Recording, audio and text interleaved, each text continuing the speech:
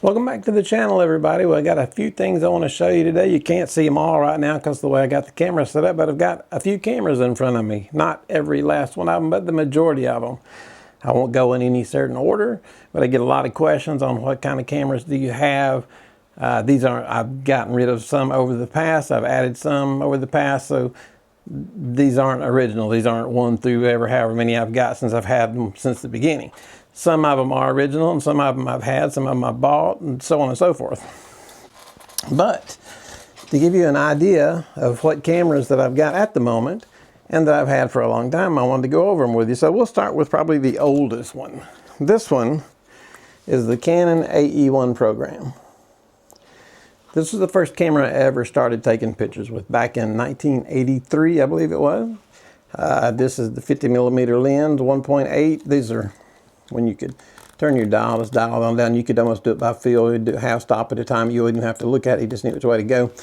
So, you put your film in here and load it up and get going. So that was 35mm back in the day. And I had to order a battery for this the other day. One battery was like $8.49. I got 10 batteries for $8. One battery was $8.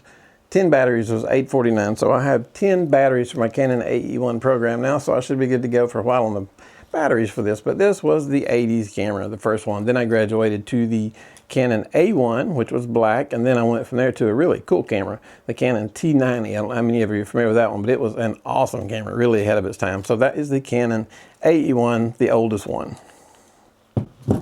And where to go from there? We'll go with some D cameras. This is the Canon 10D. This one, I believe, is 6.2 megapixels. And this is a really old camera. This is one of the first ones, it was the first D line to come out. 6 megapixels, it got the job done. We did a lot of pictures. You couldn't do a lot of cropping with it, but the color science was really good, and it did a good job, and it still works to this day. It holds up.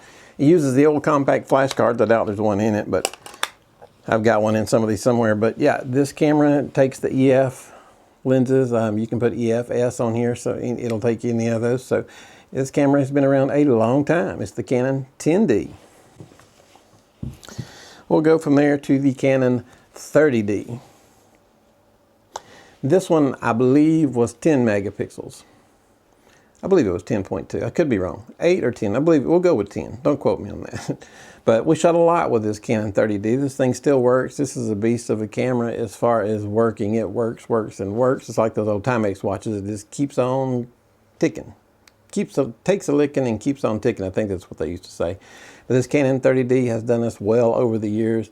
Even though it's not that big on megapixels, it's big on color science and big on quality. So I do love this Canon 30D dearly. So we'll keep moving. Now I'm going to skip one for a minute. We're going to come to a very rare camera, and the battery in this one's charging. This is one of the biggest cameras I've ever seen. This is the Canon EOS 1D Mark II N. So this was an upgrade to the regular EOS 1D Mark II. This was the N. It had some added additions to it, added filters to it. This thing is gigantic. The battery that goes in it is gigantic. It's one piece. It's not even in there right now. It's huge. You can see the back of this thing. It's just a beast. This thing is 8.2 megapixels, and I got this. We're going to do a photo shoot with this. I'm going to do some pictures of my wife. This was actually sent to us from one of our subscribers. She bought this from KEH, and she's always back from the day I've known her forever, back when I had my Canon AE-1. She was a few years younger than me. She wanted to get into photography, and it wasn't long as she got her Canon AE-1. So the other day she was on one of our videos. She contacted KEH and bought this. I think she got this confused with what I recommended to buy. I was recommending her to buy the 5D Mark II, and I think all she caught was the Mark II, and she ended up with this beast of a camera. But I think the color science on it's going to be interesting, and it is so different. I mean, just to get to the memory card is take all this apart. It takes an SD, a compact flash. The battery is 8 hours to charge. It's one big long piece that goes in there. It weighs about 29 pounds. It's heavy, but it is made like a tank. I can't wait to do a shoot with it. I don't have to get it back to her. Now, quiz for you guys. If you guys can guess the sensor size that's in here. Most of your Canon cameras have the APS-C 1.6 or their full frame. This one, however, take a guess. No cheating, no Googling. If you don't know, just don't answer or guess, but don't cheat, don't look it up. The Canon EOS 1D Mark II-N, what sensor size is in this camera? Right down below. I'll be surprised if anybody gets this right. It's an oddball. So I need to get with her, and maybe she needs to sell this and go with a different camera, because I did not mean for her to buy this Mark II. This thing is a beast. This is about as big as she is. She's pretty small. So anyway, this is a beast of a camera, but she sent it to me to use, so I'm going to take some pictures of it in the studio, get it back to her, probably have her sell it and get a smaller camera that she can actually pick up. This one's probably too heavy for her. But it is, I cannot wait to get into this thing. It has got some stuff on it from back in the day. I mean, I think brand new this camera was, it was either $4,999 or $5,099, and that was with no lens. It was a beast, and it's waterproof, everything proof as far as I know. Now, it may not be now because some stuff's missing on the side. But she wanted me to test it out, and when I got it, I'm like, I don't think you bought the camera I suggested for you, but that's a story needed for here and there. We'll get that worked out. But anyway, I do want to try it out in the studio, and if you guys can guess what sensor size is in the Canon EOS 1D Mark II-N, take a guess down at the bottom. Let me know. I'll be surprised. From there, we'll jump up to the Canon 50D. This is the Canon 50D. Now, for the time period that we had cameras doing a lot of weddings, this camera probably shot one of the top wedding producers that we had. We did a lot of weddings during this time period. So this 50D with the backup of the 30D did a ton of weddings. And this thing is a workhorse also. All these cameras are workhorses. Canon only makes workhorses. They just last and they last and they last. This, of course, is just your regular APS-C crop sensor 1.6.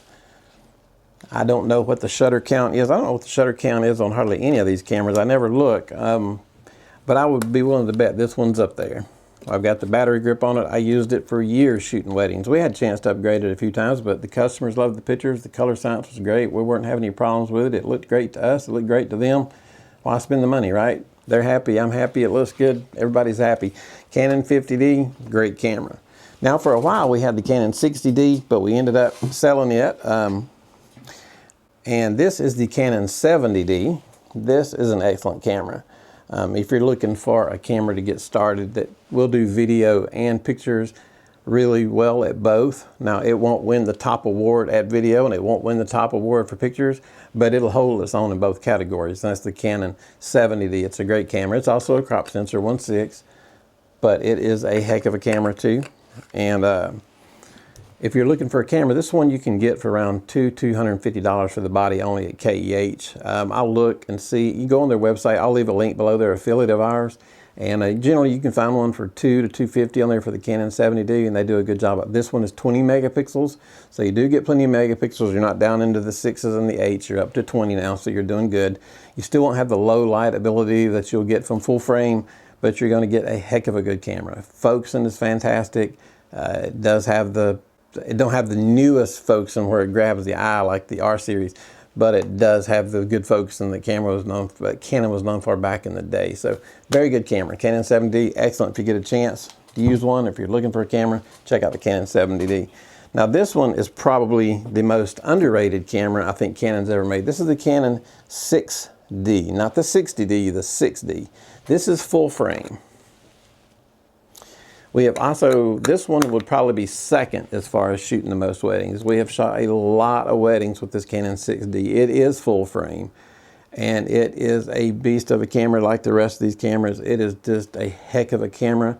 For a while when I was shooting with this one, I was backing it up with the 50D. Just a great pair. And this camera under low light at the time when we jumped from the 50D to this, it was incredible. The low light ability on this one's not quite to where the Canon R6 is, but it is fantastic. I would shoot a wedding with it in a heartbeat. In fact, I still do shoot weddings with it. It's my main backup to my Canon R6. So this Canon R6, the color science on it is probably better than my R6. It's just a heck of a camera. I love this camera, and you can also get one of these for around $400. So if you're new and you're looking for a full frame camera to get into weddings, you can't go wrong with the Canon 6D. It's a heck of a camera. It's very similar to like the Canon 5D Mark III right in there. The only thing is this one only has one memory card, and that's the one downfall about this camera I didn't like, but I never had an issue, but I always do prefer the 2 memory cards. But the Canon 6D is a fantastic camera. Now we'll get to the camera that I use most of the time now. Other than the one I'm recording with, I use my Lumix G9 a good bit also. Now you'll notice all these are Canon, almost all of them are Canon, but I do love my Lumix stuff. Lumix has some very unique stuff about it. It's a micro 4/3 camera, and we're videoing with it right now. I use it at receptions. It's an excellent camera also. This, however, is my main camera. This is my Canon R6. This will do everything. This camera can shoot, I can shoot 12,800, get very little grain, 12 frames a second mechanical, 20 frames a second digital, and 4K video, 4K 60 I believe. I use my G9 mostly for video, but I do believe this one is 4K 60. The screen on the back, the focusing, you just walk in front of it, it's going to grab your eye and it's going to hold on to it and you're going to be in focus. The focusing on this camera is fantastic. In my opinion, the low light ability of the Canon R6 is probably better. This is debatable, but in my opinion, probably better than the Canon R5, just simply because it has fewer megapixels. Fewer megapixels means they're bigger megapixels on the sensor. They're gathering more light. So you've got more megapixels on your Canon R5, so they're smaller. So they're smaller pixels that are picking up the light. So bigger pixels, fewer amount, better low light. Try to remember that. Canon R6, fantastic camera. This is the camera that I will retire with. It's just a great camera. I love it to death. It's a fantastic camera. Got the battery grip on it. Now, one thing about these new R cameras is some of the older cameras you saw, I did have the battery grip, but I could put like this 50D and the 6D, I could put 2 batteries in it and pretty much shoot an entire wedding, well over 1,000 pictures, no problem. Sometimes finish an entire wedding without having to change the batteries. These new cameras are power hungry with all the digital stuff, so you will need multiple batteries. I've got the battery grip on here. It holds 2, but I carry about 10 batteries with me at all times, keeping them charged up in a rotation because they are power hungry and they're going to use the battery. So just get your batteries, you'll be good to go, and you can't go wrong with the Canon R6. Now, here is a camera that is a little bit different. I love this camera. You guys know what I'm probably fixing to bring out. This, it's almost hard to call it a camera because it is so different. I call it my little ET camera. So it looks like ET, you know, if you guys from the 80s remember ET? ET phone home? Anyway, sorry about that. But anyway, it's got the screen on the back. This is the DJI Osmo Pocket 3. This thing is great for blogging. It has a low light setting that is absolutely, I did some pictures at an amusement park a few months back. We were in Myrtle Beach at an amusement park, and I went in low light and did the rides, and it was absolutely incredible. We did some fireworks with it in low light. It says it has a 1-inch sensor. I've heard some arguments back and forth about that. I don't know for sure. I haven't taken it apart to look, but I know that the quality off of this camera is something to be seen. It's got all kinds of adapters you can add to it, batteries, filters, lenses, ND filters that is clip on, and you've got the gimbal on top that you can control the gimbal up and down. If you can see it, I can move it up. It's slow, down, sideways. Then if I want it to come back at me, touch, it comes right back at me, touch, goes right back at you guys.